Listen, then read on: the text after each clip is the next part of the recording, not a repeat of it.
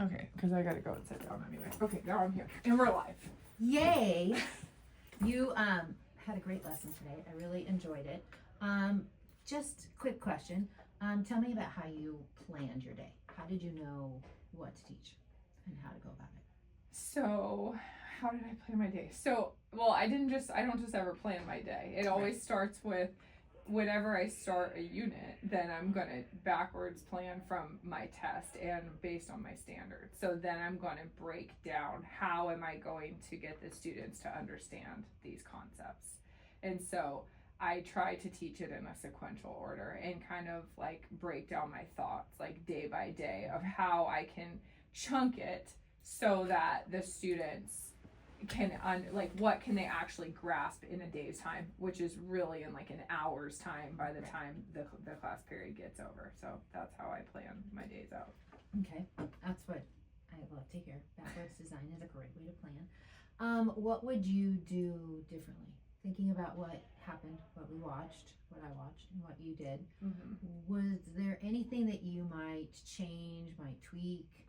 So, of course, because I always get to do it over again, and that was so only in have first you block. changed anything in second What block? have I changed as I've gone along? Like, when I was doing the notes, I noticed in first block, like, I read the notes first, which I was like, why did I do that? And sometimes you're doing things. And then in second and third block, I haven't read them. I had them just copy those steps, and then we did the steps instead of me reading them to them. That was one thing that I tweaked. And then I think as I go along and as the student, I learn from the students as I go. So what the students tell me, like in block 1 and 2, then block 3 and 4 get the best teaching, because block 1 and 2 give me all these ideas kind of from where their thinking is and where their levels are at and what they're thinking about. And then I kind of like tweak and add in some things, especially as I start to see patterns of where there's gaps in the learning. Then I start to kind of try to fill those in for block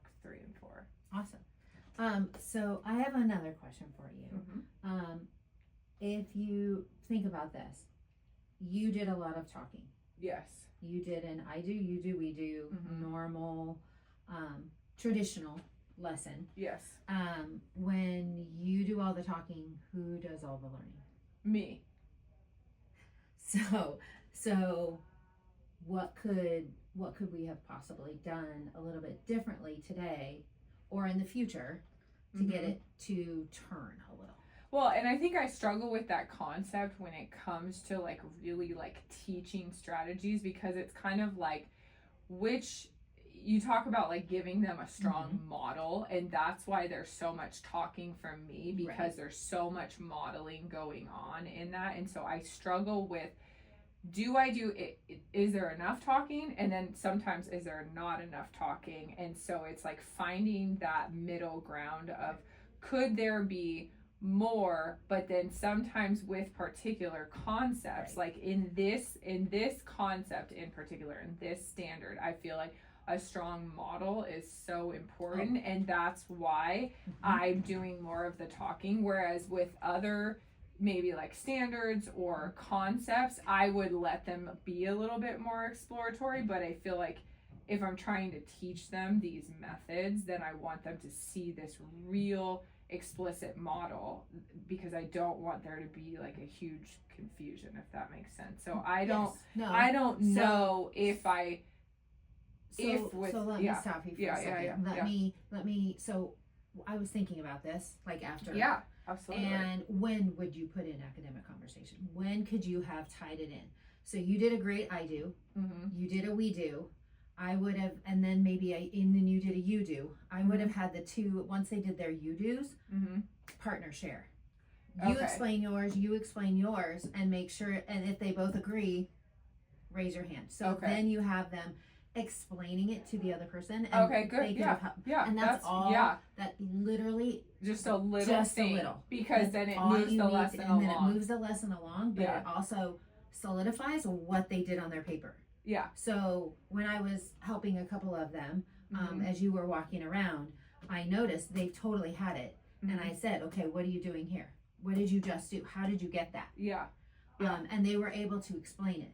Mm-hmm. They just need to explain it to their neighbor. Yeah, and then they're getting that where they're getting that element of Yeah, the 'cause- vocabulary, making sure that they're explaining it, that they truly no. That's great Yeah, feedback. because That's great. ultimately, I was very impressed with your objectives, your success criteria. You even went back at the end, right before with your exit ticket. You went back in and you said, you know, hey, we're checking off the box. You can use whichever strategy you want. I want to see which strategy you're using because that's part of our success criteria. Mm-hmm. Bringing that back makes them have a purpose. Mm-hmm. And we saw that many use the box area model that you taught today. Of course, you had Remy wanting to make sure that she got that.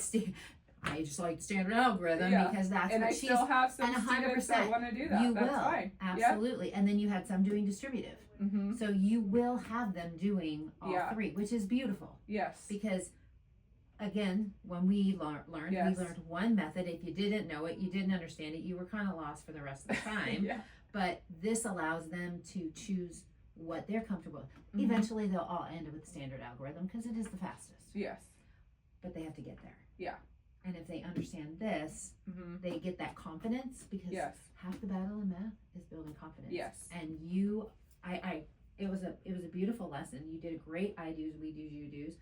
Your objectives were fantastic. Your healthy classroom is phenomenal. Like you're trying to quiet them down, and honestly, they weren't even like I was like, oh, I wonder who's talking because I didn't hear anybody.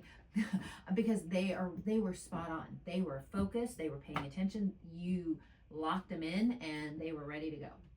Thank you. So appreciate it. Yeah, we just need to tweak it a little, add that conversation in just to solidify that learning. No, I totally understand that because I think when you're building it, like the conversation there was, it's like you want that strong model, and sometimes 100%. if we let No, especially some blocks will derail with their conversations, and then I don't. But that is such good feedback because it's just a simple it's literally turn and share it with your neighbor, and then we're getting that conversation, and then for our other students, it's allowing them to think out loud, which is half of the battle. Right. So okay, and that's what I would say. Thank you. I think you did a great job. Thank you. So okay, we're gonna turn this off.